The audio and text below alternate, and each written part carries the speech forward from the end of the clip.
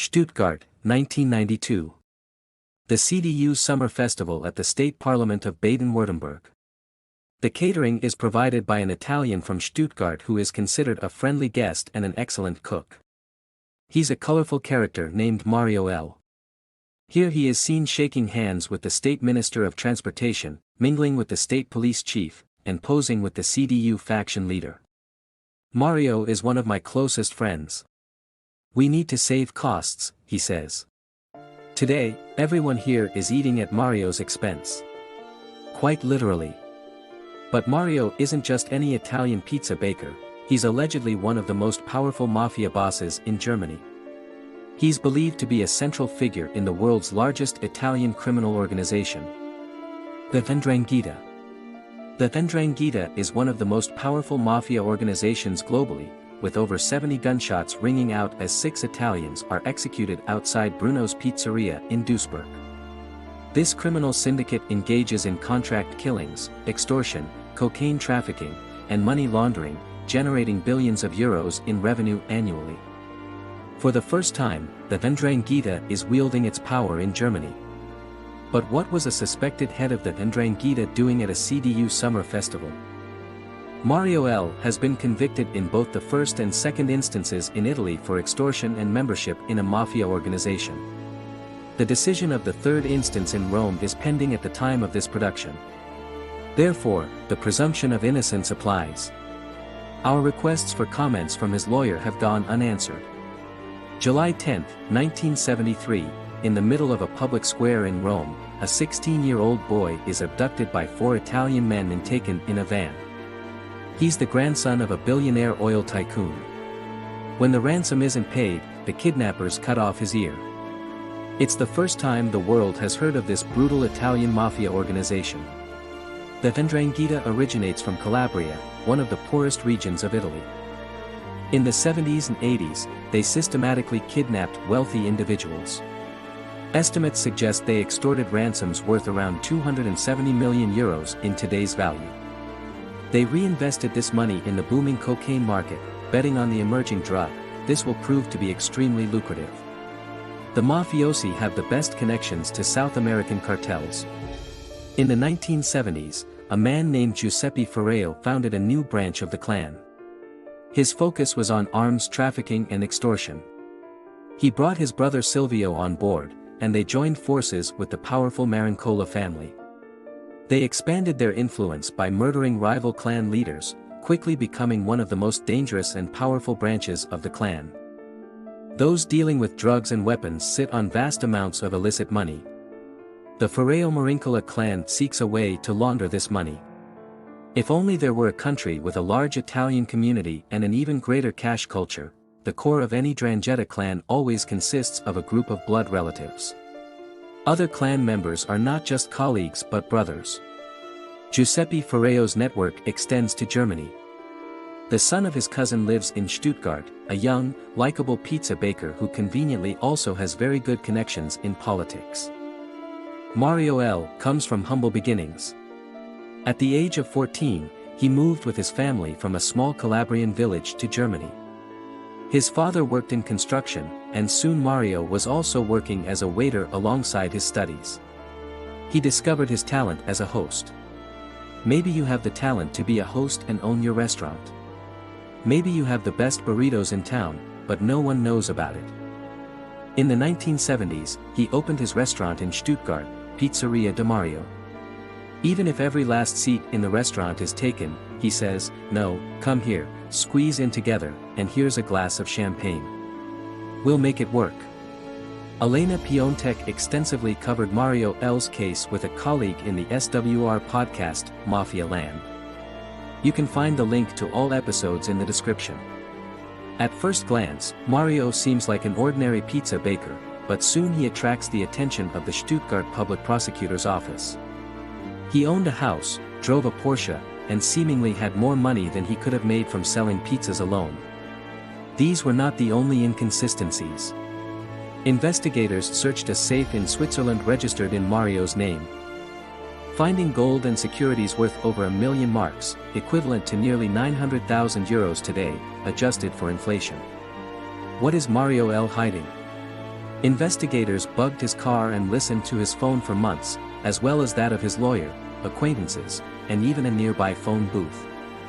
Then a Drangheta defector gave authorities a crucial tip: the pizza baker played a central role in the powerful Ferreo Marincola clan. He was related to the Pharaohs and even a very close confidant of Giuseppe Ferreo himself. Giuseppe Ferreo, do you know the Ferreo family well? Mario L. Yeah, I know them well. Giuseppe Ferreo, do you do business with them? Mario L. No, that's not true. How many times has your father been here? Giuseppe Ferreo, once. Mario L. I don't know. I'm busy now, I can't talk. But W, how am I supposed to describe the moment she let me know? Well, anyway, I'm sorry. Mario has enlisted a well-known media lawyer and defends himself in a press conference at his pizzeria. However, the investigations against him do not cease.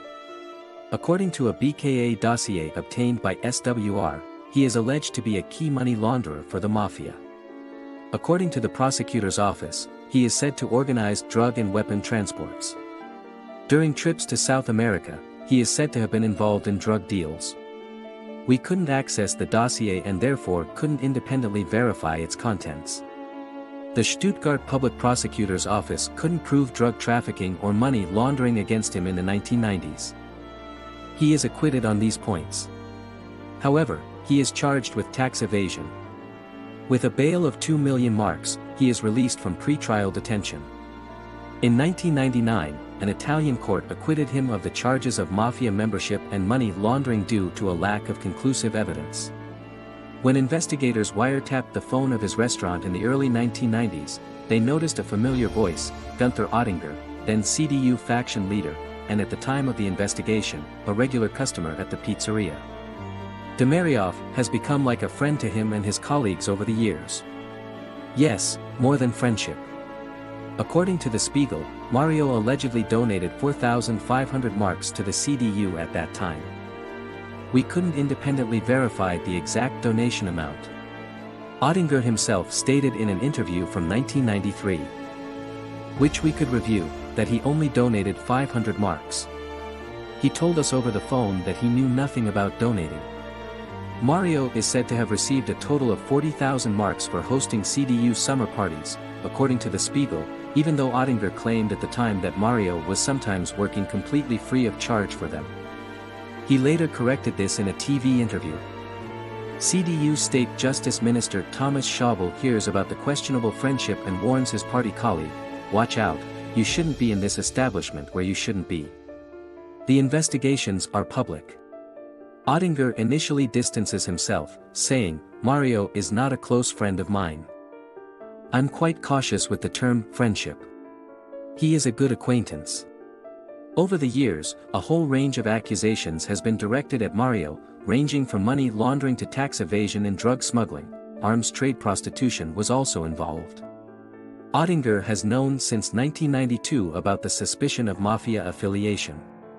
Mario was allowed to help at the CDU summer party a year later despite this. Oettinger says he didn't break off contact for tactical reasons. He didn't want to warn Mario. Following the so-called pizza connection, a parliamentary inquiry was convened in 1994. It concluded that Oettinger did not reveal any official secrets over the phone at Mario's pizzeria and that the warning from the justice minister to him was appropriate. Critics wonder, however, why connections to a suspected mafia member at the time were not thoroughly investigated. In 2005, an Italian 'Ndrangheta expert named Niccio Palmieri published a dossier, hidden at the back, on page 194. An outrageous suspicion is found. Oettinger allegedly informed Mario about the suspicions presented by the police and judiciary against him. This was written by journalist Rear in his book, We Can Check Everything: Filth, Corruption, and Companionship in the Model State. We cannot independently verify this. Oettinger has not commented on these accusations to us and referred to his previous statements, where he always denied this. Oettinger probably does not want to be asked about the Mario affair in general anymore. He makes this apparent to everyone who brings it up. What I'm researching here is quite amazing. You would have to read about it, you weren't even born then, probably when everything is clarified. So, I am amazed how boldly and with little preparation you approach this, but with probing questions. Sentences about his acquaintance with Mario L. were regularly deleted from his Wikipedia article. We don't know who was responsible for these deletions. Meanwhile, there is more about it in the year 2022. One of the most important German anti-mafia investigators says that Oettinger and others protected Mario. I remember, when I addressed his criminal investigation office about Ndrangheta, namely Mario L., I was constantly brushed off. Until today, no misconduct by Oettinger in connection with Mario L. has been legally established. He was never criminally investigated. He told us over the phone that he had nothing to add to his previous public statements. He emphasizes that he has not had any contact with Mario L. since the 90s. The fact that justice cannot catch Mario soon earns him a new nickname, the Untouchable. He is soon considered a suspected mastermind in building up the German operations for the Ndrangheta clan. The business of the Calabrian Mafia is booming during this time until 2007, a few hundred kilometers north of Stuttgart. A years-long Calabrian family feud completely escalates. It's cold-blooded murder. 6 Italians are executed in front of the Bruno Pizzeria in Duisburg, each with a headshot to ensure they are dead. On August 15, 2007, 6 Italian men were cold-bloodedly murdered in front of a Duisburg restaurant, and they must have a complete picture of the connections to solve the case within 48 hours. Ndrangheta, Italian Mafia connections to Germany. Who is where and which family clans are involved?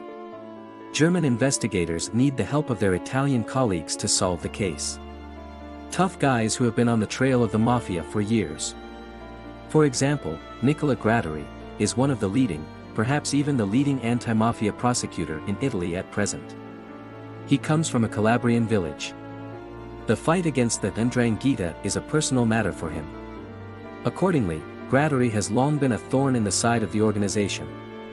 In 2005, Italian special forces found weapons intended for an attack on him, including Kalashnikovs and rocket launchers. He is constantly under surveillance. When I met him, there was a whole room full of carabinieri in the next room, watching him day and night. When he's out, a helicopter flies over him. He doesn't go to the cinema, he doesn't go to the restaurant, it is. He truly leads a very dangerous life, and there have been many attempts to kill him already. Soon it becomes clear, the murders were the bloody culmination of a feud between 2 Ndrangheta clans. It was about blood revenge. It doesn't take long until the perpetrators and their accomplices are caught. Gratteri brings them before an Italian court. In total, 14 Ndrangheta members are convicted, 8 of them to life imprisonment, including one of the shooters. With these sentences, a change of thinking takes place. Finally, Secretary, the German investigative authorities, have understood how deeply the Ndrangheta has already penetrated society in Germany. The Italian Mafia is in Germany, and they are not just visiting. They are not just here as a refuge, but they are here fully active. After the Duisburg murders, Gratteri wants to go after the big fish. He targets the powerful Ferro Marinelli clan, which is said to be active in at least 6 federal states. Operation Dicha begins. It is supposed to be the biggest blow against the Italian Mafia in over 20 years. Gratteri quickly becomes aware of the untouchable pizza baker from Stuttgart. According to our investigations, Mario L. is an important suspect because he had a central role in Germany. He is of outstanding importance, so to speak, the head of the Italian group in Germany. He developed the business strategy for Germany, but it is illegal. From the 2010s onwards, Gratteri systematically shadows and wiretaps the powerful PH clan in an unprecedented dimension. You have to check out the localities where compatriots are, where Cabrizen are. You have to visit the Cabrizen. This sentence comes from Vittorio Feo. He is the son of Giuseppe, a distant relative of Mario, and also one of his alleged business partners. His uncle Silvio allegedly instructed him to establish a new foothold for the clan. Food is delivered to Italian restaurateurs who never ordered it, some of which have inferior quality but are sold at a normal or inflated price. And if someone refuses, they might get a call from the clan chief or a clan employee, who kindly reminds them, "Listen to me, I have 50 boxes." When they arrive at your place, you take them. Firstly, this form of protection racketeering is unfortunately comparatively legally clever. Sandro Mattioli is a journalist, Mafia expert, and chairman of the association Mafia No, Thanks. When it said, "We recommend you to buy this product," legally, it's not a threat. Also, Mario L. allegedly pressured restaurateurs over the phone. According to investigative files, he is said to have controlled 146 Italian restaurants in the Stuttgart area this way. Generally, southern Italian restaurateurs are particularly susceptible to mafia extortion. They potentially still have family in the homeland, a family that something could happen to. An Italian restaurateur near Hanau refused to buy mafia wine, shortly after his restaurant was set on fire. The investigations last for over 5 years. In 2018, authorities finally gathered enough evidence for investigators to take action. Among those arrested were Mario L. Vittorio Ferreo and 3 of his brothers. The 3 clan bosses were already imprisoned for murder. In Italy, there was a massive trial resulting in around 100 convictions, including Mario L. In the first instance, he was sentenced to 10 years and 8 months. In the second instance, this was reduced to 8 years and 8 months. The third instance, before the Court of Cassation in Rome, is still pending, so the presumption of innocence remains. People often ask if the operation in Germany has finished off the 'Ndrangheta, but that's nonsense. The 'Ndrangheta is the largest and most powerful Italian mafia organization globally, with about 50,000 members and an annual turnover of around 50 billion euros, roughly equivalent to McDonald's and Deutsche Bank combined. In Germany, the 'Ndrangheta is as active as ever. In the operation, members were arrested, weakening one of the approximately 59 active clans in Germany. The 'Ndrangheta is said to control almost the entire European and German cocaine market. Having become significantly more professional and now involved in numerous legal businesses such as hotels, gastronomy, real estate investments, company shares, and public contracts. This involvement often occurs through cooperation with German entrepreneurs connected to mafia structures, which complicates prosecution due to the use of straw men, shell companies, and other means of concealment. Germany is still considered a second home for the 'Ndrangheta, with each clan controlling its territory. To maintain peace between clans in Germany, a supervisory body called the Gemeinde die Germania was even established, a feature unique to Germany. If a clan wishes to expand into additional territories, they simply need to consult the bosses in Calabria, which is structurally simpler for them. With the green light from Calabria, a new cell in northern Italy or Germany could be set up, for example. In the 'Ndrangheta, the principle of silence applies, the death penalty awaits those who betray. Once you're in the mafia, you're in for life unless you die or become a witness. In Baden-Württemberg, around a quarter of 'Ndrangheta members are said to be sitting in the LKA, State Criminal Police Office. In Stuttgart, there are only 2 units specialized in the Italian mafia. One of the most important German mafia hunters in Stuttgart wanted to initiate follow-up investigations after an operation. He was then transferred. They say he was sidelined. Elsewhere, similar positions in the police are even being reduced. All the experts and journalists we've spoken to warn that the danger of infiltration by the Italian mafia is still greatly underestimated. How important Mario was to the 'Ndrangheta is difficult to say conclusively. Many consider him a central figure, while others doubt that he was such a high-ranking member of the 'Ndrangheta in Germany. I don't believe it. This ultimately shows how opaque and difficult to expose this organization is. Mario is currently awaiting the verdict in the 3rd instance and is under house arrest in Italy. According to a report from a local newspaper in Weiblingen, he was allegedly seen in Stuttgart at the end of 2023. We have asked Mario for a statement through his lawyer, but have not received a response yet. Sandro Mattioli is waiting at the airport in Bari for a flight from Stuttgart. A journalist received a tip from a reliable source and asked Mattioli if he could go to Bari from R to observe how Gunther Oettinger might be picked up at the airport. According to Mattioli's source, he is supposed to meet Mario L. there. The passengers leave the plane, but Oettinger doesn't show up.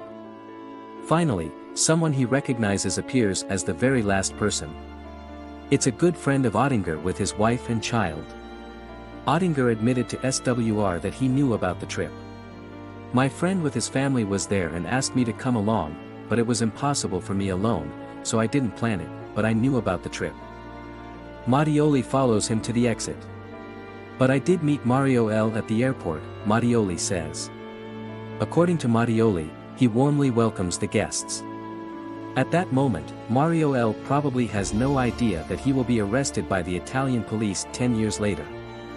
We asked Oettinger about his friend's visit to Mario L. and his alleged original participation in the trip. He didn't want to comment on this incident either. In any case, Oettinger was in high demand on October 24 because, on this Saturday, the biggest success of his career so far was made public. The Baden-Württemberg Prime Minister Oettinger is to become the new German EU Commissioner in Brussels. The 56-year-old CDU politician was proposed today by Chancellor Merkel as the successor to EU Commissioner Verheugen. Cheers!